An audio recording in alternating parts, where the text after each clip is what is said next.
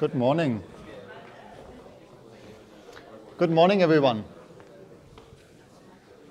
Welcome back to Inf 3331. Today there's another lecture where we're going to make Python fast. And so the way we're going to make Python fast this time is by mixing different programming languages. So specifically, I will show you how we can mix the C programming language together with Python to get the benefits, the performance benefits of C with the convenience of Python.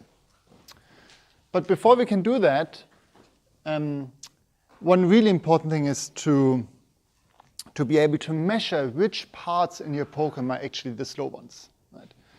So imagine you have a complicated script and it takes a long time.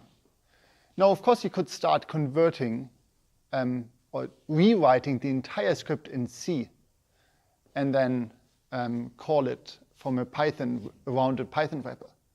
But that will take a lot of time, and it's probably not necessary, right? Because in most cases, 90% of the time spent in a computer program is spent in 10% of the code base. And the first task that we need to do is to identify this 10% where most of the time is spent. And that's the part that we're going to speed up using the tools that I will show you today. Okay? And so this process of identifying the slow parts of your program is called profiling. So I will show you 3 different types of profiling that are typically done. There's a simple timing style, then I will show you an actual profile tool, and then a line-by-line profiler. So as a general advice, when you want to write when you write programs in general, the first thing that you should do is to make sure that your program actually works, right? So that it doesn't crash and that it roughly produces the right output. And then you need to make sure that it actually is correct, right? So that the computations that it's performed are correct. And only then comes the part where you actually sit down and try to speed up the program. Yeah? Yeah. Better? Test. Better? Even higher? No, it's good? Yeah. So only once you know that your program works and is correct, then you should spend time speeding it up.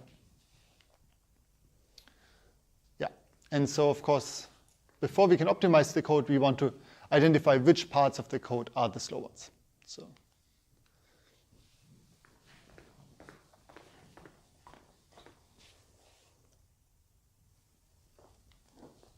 okay, so when we say we want to measure the slow part of the programs, right, there's different types of measures that we could use. There's, for instance, the amount of CPU time that is being used, or maybe the amount of RAM, or maybe the amount of disk, right? But even maybe the network load. So there's many different things, and this will actually depend on your problem by hand that you're looking at. But in this lecture, I will only show you we will only focus on profiling the CPU time spent on a program. But there's tools also to measure these other types of loads in a program if you're interested in that. So general advice again, so when you do this profiling strategy, start with the simplest approach and then only switch to more complicated tools if it's necessary. And the ones that I will present today is we will look at just manual timing, and you probably have used this already, and I've showed it in the last lecture. Then I will present a module that makes this timing measurement more convenient. And then finally, I show you a more advanced profiler tool. So in order to motivate this profiling, let's consider a benchmark example, or an example that we want to speed up. So let's say we have a 2D grid, and for every point, for every vertex in this grid, we have one value that we want to store. So in essence, or the way we store this is we create a numpy array called A that is a two-dimensional numpy array indexed by I and j. And I and j is essentially the x and the y coordinates.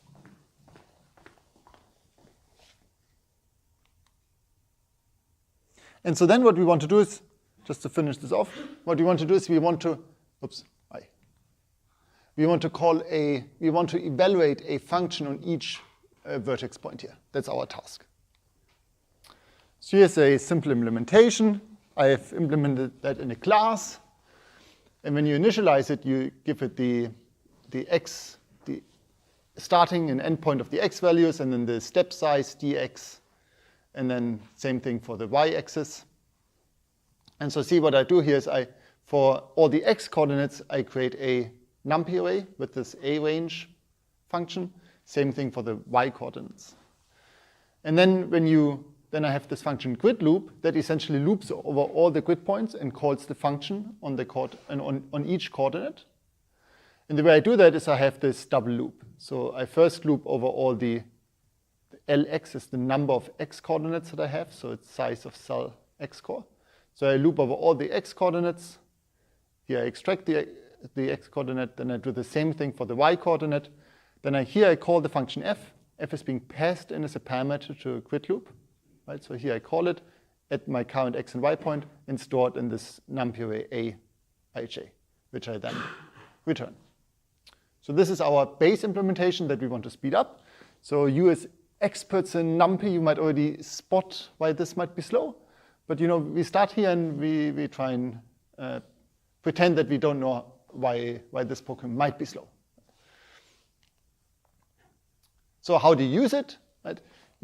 First you create a new grid, and here I chose a very small step size. Right? So you will get 1,000 x coordinates and 1,000 y coordinates. So in total, we have 1,000 times 1,000 grid points, which is going to be 1,000,000 grid points. So we're going to call our function 1,000,000 times, which hopefully is sufficiently slow for us to be able to see some improvements. And so then what we can do is you create a new function that you want to have evaluated each grid point. So I call it myfunc, which is just sinus of x, y plus y. And then down here, you say a equals g.grid group myfunc. So now we can run it and see if it takes some time. Computing values. Okay, so that was it. So I don't know how long it took. But we want to time it now, right? So let's do it. Let's time it. So the first thing, the easiest way of timing code is using the time module. And so the time module, essentially, there's this function time.time, which simply gives you the number of seconds since 1973 or so, something like that. And it's stored in this TCO value, right? But the trick is, now if you extract the number of seconds since this starting point here, and then you execute your code, and afterwards you ask for the number of seconds again, right? Then you can just subtract these two values to get the execution time of that code. So that's a very simple trick on how you can evaluate the time spent in a certain section of the code.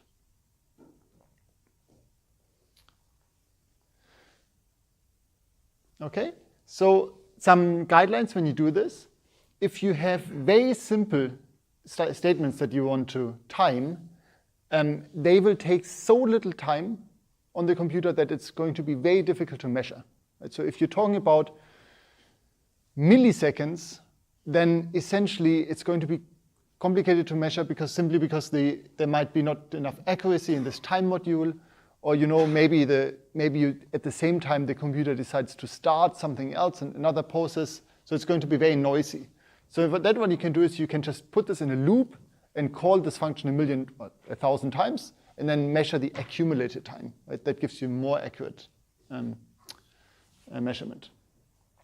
Then make sure that you don't, at the same time, compile a complicated, long program on your, or watch videos on the machine while you're doing this timing, right? Because you want to make sure that your computer can fully spend the CPU performance on your on your code that you're executing.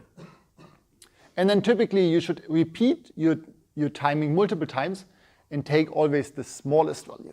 Right? And so why is it the smallest value that you should take? You could take the average or maybe the longest time that you've measured, but I recommend to take the smallest one. Any idea why? Yeah. Because the smallest is the most accurate with respect to how much your code took. Those longer times are because of other things the computer is doing. Right.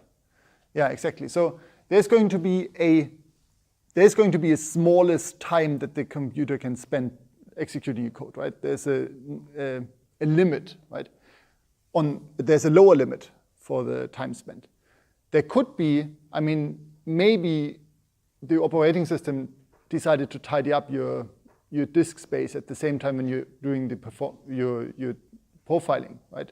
And so it might be that 9 out of 10 of these timings that you've done are just filled up with noise or with an inaccurate because of other reasons. And so in general, it's always good to take the smallest value that you achieved to get to as close as possible to this theoretical limit.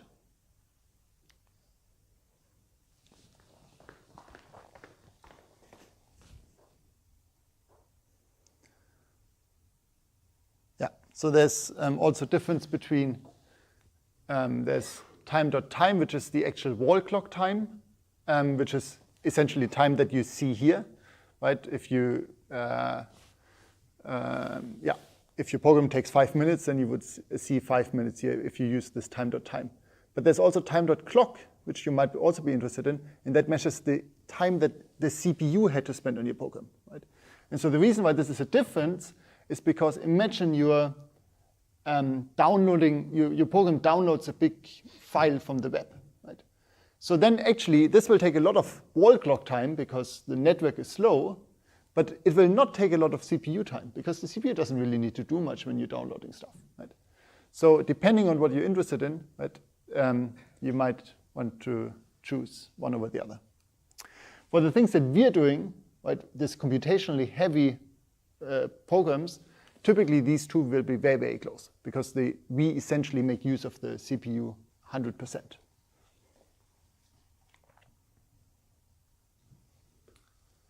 So then, of course, for our program, we have two parts that we might want to time. Right? So the first part might be, how long does it take to initialize this grid? Right? We do need to create these big NumPy arrays, which might potentially be slow. And the second one is calling this grid loop function, where we evaluate the function at every grid point. So the question is, which one of these are the slow ones that we need to optimize? So of course, it doesn't make much sense to time them together because then we can't differentiate which one is slow. So we time them separately. So let's do it. What I've done here is I've just wrapped the initialization routine here in a for loop. And in the for loop, I time it before and after, and then just print out the execution time. So I repeat this experiment 4 times, and then we can take the minimum. So this is what the results look like. Actually, sorry, 3 times. Yeah, and so you can see, so here we take the minimum, right, of these 3 values, and they do differ by a factor of 3 almost. Right? So it seems like it's getting faster from experiment to experiment. But you know it's in the order of 10 to the power of minus 5. Right? So 0.00001 seconds. Right? So this is probably not, and we've seen that when I executed it, right, it took about 3 seconds maybe. So this is not where the time is spent. That's good to know. So there's not much we need to optimize here. So then let's move on. And now let's time the grid loop function. And so I've done the same thing again. Now I repeat the loop 4 times, but now I call this g.gridloop myfunc 4 times. Okay, so now let's execute this. It's running, experiment 1, 1.7 seconds, 1.6 seconds, 1.6 seconds. Okay, so 1.6 seconds it took Right? So clearly it's this part of the program that is the slow one. So we can focus now on that one.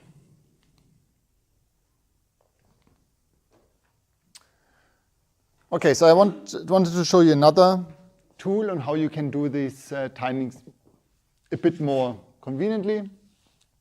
There's this time it module that essentially allows you to time small commands easily. The way you use it is you import the time it module, and then you call timeit.timeit, so the timeit function here, and it takes two arguments. The first one is the actual statement that you want to time. So in this case, I just want to time how much does it take to increment a number. And then you want to also provide some setup values. So this is the initial value that should be used when you start your experiment. And so timeit is by default, it assumes that this statement takes not much time. So it will actually repeat this process 1 million times and show you the accumulated runtime. So if I execute this, incrementing 1 million times in Python takes 0.07 seconds. So you can also adjust if 1 million times is too long, right? You can provide this number argument to customize the number of times you want to repeat that.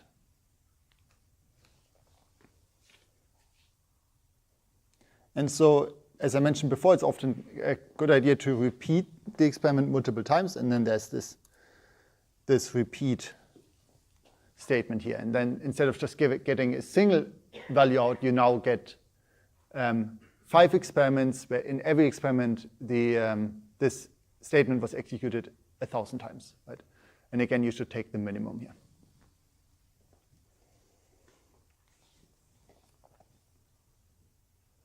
So then, if you want to time user-defined functions, you need to be aware that timeit, the statement that you provide here, lives in its own context. So all the variables that you defined previously are not available in the timeit module. So if you want to make it available, there's a trick, and that's why I show you here. So let's say you want to use the g.gridloop function, this won't work, except if you use in your setup, you actually import the grid loop function. So you need to type in from _main _ import, and there's, I think it's just g here that you need to import. Oh yeah, g and oops, here we go. Yeah, of course, and myfunc, the function that you want to loop over. Right, so this is how you make it available. Your variables outside in your program, you make them available in the timeit module. Yeah, and then here are the results of our experiment. So here we managed to get an even lower number, 1.35 seconds.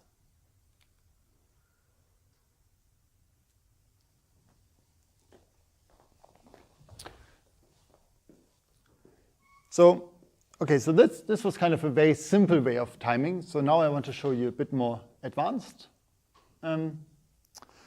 way of timing, and that's called a profiling.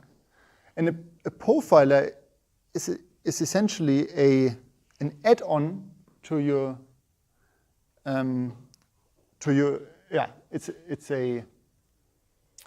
it's an extension to your program that listens and count.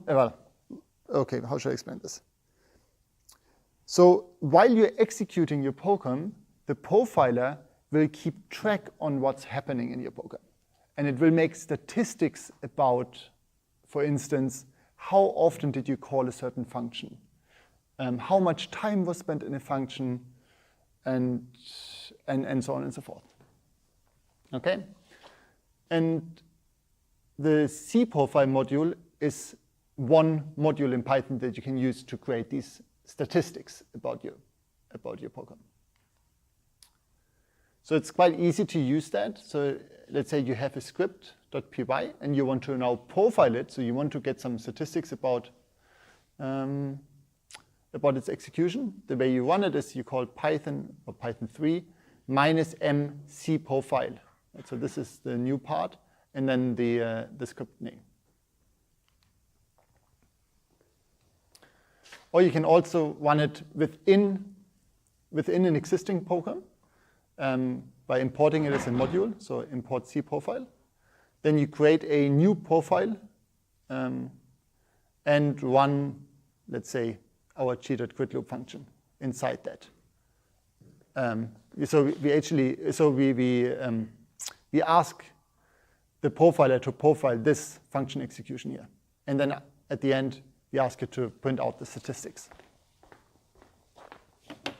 So we can do that, and this is what it looks like when you run it. So there's a lot of information here, and but the most important one, the most important one is maybe up here. So here we see how the total time spent in the program, 1.5 seconds. So this is consistent to what we've seen before. Right? And so in here, this is a long table where you can see each function that was called when we executed this line of code here. And so in the first line, you can see that here at the very end, you always see that this is wrapped around this line. Here you can see the name of the function. Right? So this was called quitLoop, and in the very beginning, the first column is number of calls. So we called quitLoop exactly 1 time, and the total time spent in this function was 0.4 seconds. Well, so the total time was actually 1.5 seconds, but most of the time was spent inside the myfunc function, not in the quitLoop function. Right? So that's the difference between cumulated and total time. And so then the next line here is myfunc. And so remember, myfunc was called for every single coordinate in our grid. And so you can see this in the number of calls here. This was called 1,000,000. Is it 1,200,000 times? Right? Yeah, there's also the edges. 1,201,000 times was this myfunc called. And then the rest here, this is just, this is not so important. So you can see there's some profiler functions in. I called zeros. I created the initial array once, where we created 1,000,000 zeros. And you can see that very, very little time was spent. 0.001 time was spent to actually create the initial array. But so the important thing is here that if we just look at this cumulative time column here, right, we can figure out where was most of the time spent, in which function was most of the time spent.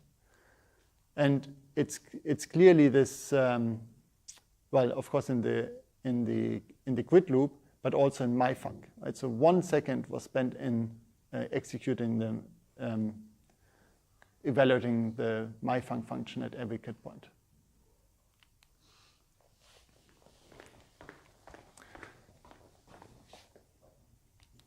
So here's a breakdown of what these columns mean.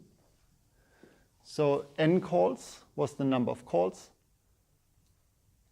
Tot time was the total time spent in the given function, excluding the time that was made to call subfunctions. So in if we go back here. So here in quitLoop, it would be the time inside quitLoop, but not inside my function, right? So that's why this is where this is not so easy to see. But in quitLoop here, right, we have total time of 0.4 seconds, and that's the time spent actually in quitLoop, but not in myfunc. While then in myfunc was spent 1 second. And so if you add up these 0.46 and 0.53 seconds, then you get more or less the total runtime. Right? So essentially, if you add up this column, all these values in this column, you should get the total runtime in here. Yeah. And so then there's loads of other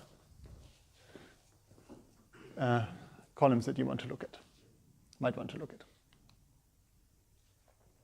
So as a tip, if you don't want to see all this information or want to have it presented slightly differently, you can actually save the profiling data to disk and use the pstuds module in Python to load it up again and sort it in your own way and present it in the way you actually want it to. So back to our base study, what have we learned so far? So this grid loop function contributes roughly to 1/3 of the total runtime. Right, so there was the 0.4 seconds. And then myfunc contributes roughly to 2/3 of the total runtime. So it roughly took 1 second. So now it's time to actually try to think how we can improve things.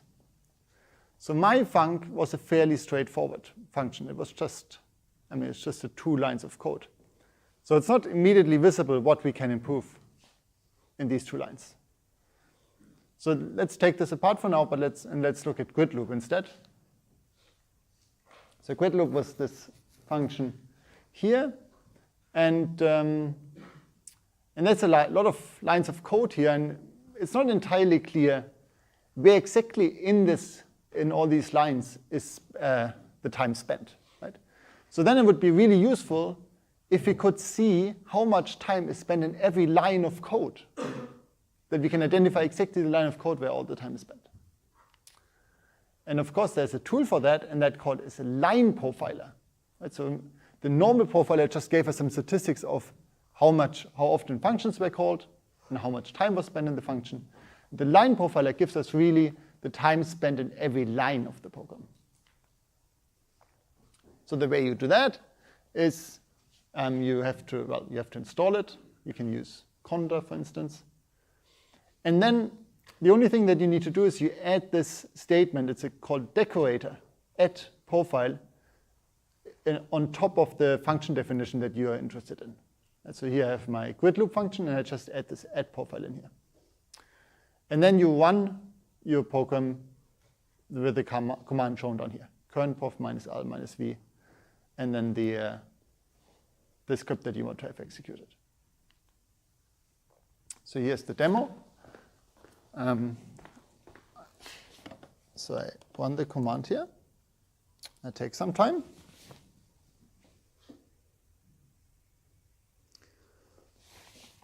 But then, once it's done,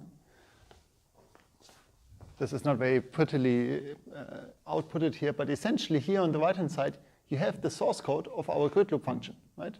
So here's our def grid loop, lx size, and so on and so forth. So this is our source code, every line by line. And here on the left, you can see the statistics about the runtime statistics. So the first column shows you the number of hits that were performed, so how often this line was executed. And so especially if you go down here in this most inner loop, you can see that this was executed 1 million times. And then this was the time spent, the total time spent in that line, and then the per execution, essentially, and then the percentage of that.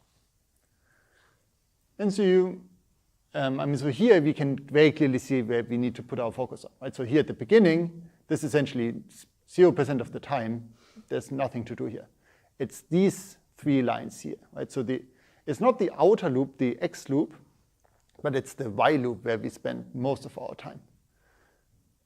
Here in total, this is 36% of the time just looping for looping over the Y coordinates and extracting the Y coordinate, and then 63% evaluating the function and storing it in the array. So in conclusion, a lot of time is spent here in the loops and getting out the right index and so on and so forth. So how can we improve that? And so of course, knowing NumPy, what we know is that we shouldn't use for loops. We should try to vectorize when we can. And so here I've implemented a vectorized version of our program. So essentially now in grid loop, instead of doing all these loops, I now use the vectorized form of evaluating that function. So I pass an entire arrays.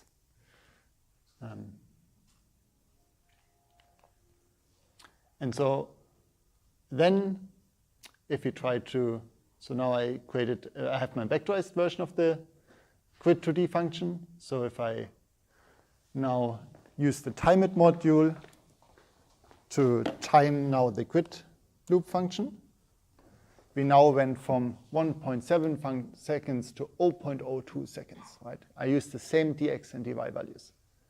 And so it significantly improved our performance. And so, of course, we can repeat this now, just as a comparison again. So we have 0.02 seconds here, and now this is the original function implementation, and here you get 1.6 seconds. So roughly we get 70 times speed up.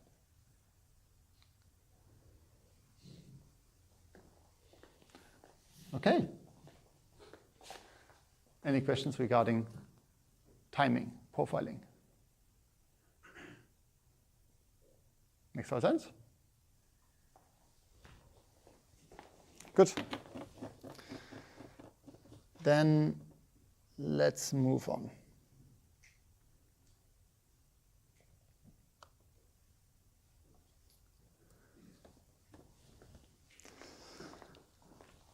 So the next part of this lecture is about mixed programming.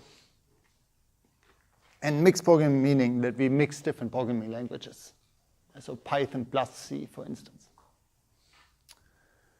And the reason why we look at this is because Python is often considered slow when we do computationally heavy load. So, I mean, we've seen this multiple times now before, but exactly the same example as before, right? We want to fill a NumPy array with function values. So I have, again, more or less the same implementation as before. We have some x coordinates and y coordinates. We have a function that we want to evaluate. And then we loop over all these coordinates and evaluate the function. Now, if you do the timings of various different implementations, this is what you get, right? So a fortran implementation, well, they're roughly the same, right? So if fortran C and C++ has a normalized performance value of 1.0, then if you use NumPy and you use the vectorization of NumPy, then you typically get kind of 3.0, right? So your NumPy version is going to be 3 times slower than your C version. And then if you, I think this is swapped, sorry. So if you use the NumPy, the Python loop version, and you use numpy.sinus, then you get 140 times slower than the C version. And then if you use the Python version, but you use the math.sinus instead of the optimized NumPy, then you get even 350 times slower. So we typically manage to go from, by going to vectorization, right, we get a significant speed up of, it depends on the use case, but typically in the order of 100, going from 350 to about 3, or 140 to about 3. But of course, in some applications, going from a factor of 3 to 1, right, is still a 3 times speed up. So that's still something that, for computationally heavy programs, it's something that we want to make use of. Yeah. What was the difference between the two bottommost rows? Yes, sorry. So let me just fix this also. So this is actually NumPy. This is math. So when you, there's two. So when you, okay, so we want to evaluate the sinus. We want at each grid point in our grid, we want to call the sinus function, right? So in Python, there's actually multiple sinus implementations. There's one in math.sin, so if you from math import sin, or you can do from NumPy import sin, right? So the NumPy version of the sinus implementation is optimized for being called on NumPy arrays. So the NumPy sign is faster than the math.sign. And the reason is, well, I'm not entirely, okay, so what I suspect the reason is that NumPy is written in C, and the sinus function here, I think uses, when you call numpy.sinus, you stay essentially on the C layer. You never call Python functions again, but you can, or I think you can essentially remove some Python going back and forth. While when you call the math sinus function, you're on a numpy point, and then you have to call the Python function, and then you get the value and store it back onto the C layer. So I think this is the difference why you get the speed up. I think this becomes a lot clearer in the second part of the lecture, where I talk about Python, and we will actually do something. We will take a Python implementation similar to the math.sign, and we will start converting it into a C implementation. And then you will see exactly what's going on here. We will start with the slow implementation, and then the more information we give about the types and so on and so forth, we will get a speed up similar to what we see here. Yeah.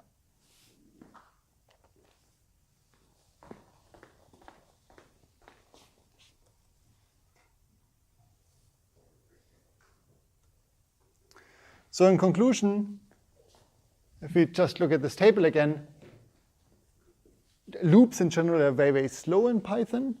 NumPy vectorization might be sufficient, right? So if we can vectorize our function, it will get us as at least a good speed up. But sometimes, vectorization may actually be not viable. And it might be a lot easier to just code up a loop in classical C or Fortran and C++.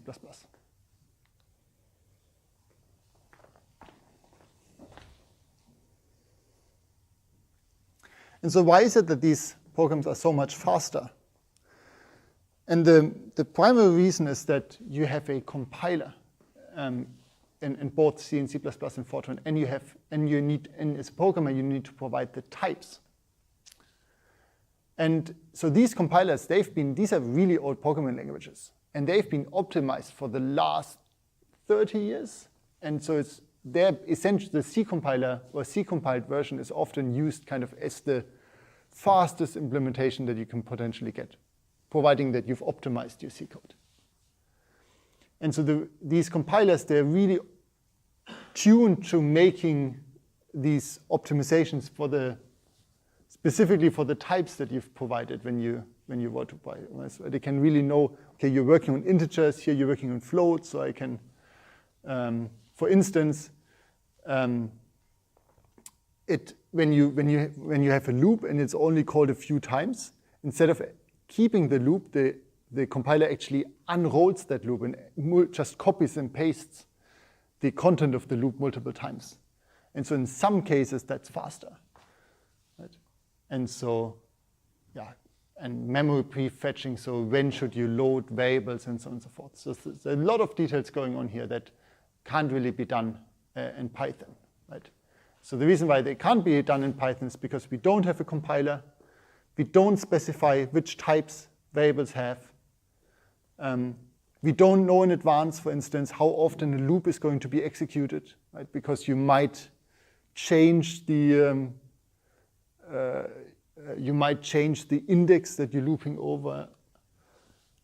And so, for instance, just a simple function call is typically quite inefficient in Python if you do it many times. So that's because when you call in, right, when you go into that function, you first have to, you're trying to add two numbers here, right? So you first have to check, okay, what does this plus operator here actually mean? And so then it needs to check there are these magic functions that we talked about, so then it has to check, okay, does A have a magic function implemented that this underscore add underscore. And if not, right, then it checks the B object and so on and so forth. So there's lots of stuff going on just to add two objects.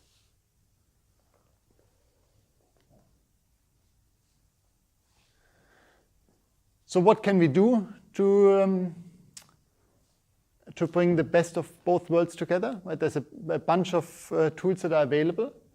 And in essence, we can separate these tools, or there's two different strategies on how you can combine these two languages. Right? There's extending Python, or there's embedding Python.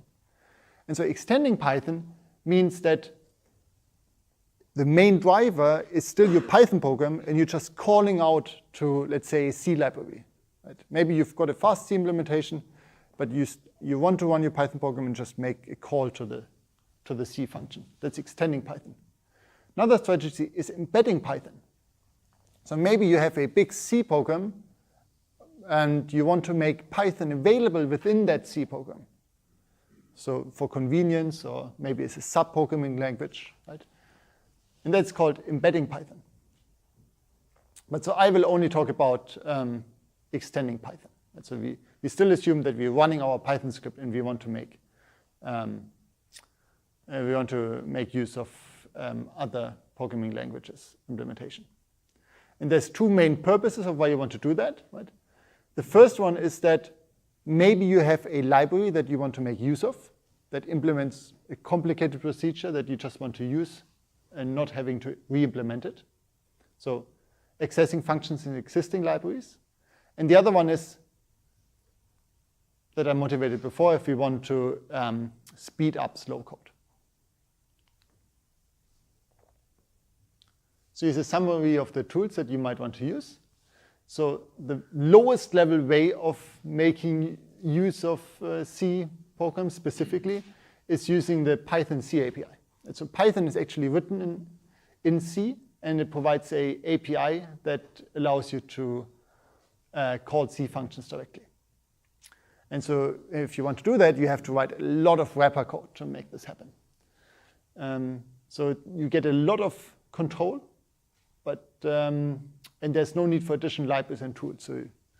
But it's really, really time consuming. And if your C function changes, then you have to go back to the wrapper code and change it accordingly, and so on and so forth. Then there's a tool called ctypes. It essentially, it's a module in Python that is available as part of your standard Python environment. And essentially, it gives you access to the types, the data types that are used in C, like integers, pointers to integers, and so on and so forth.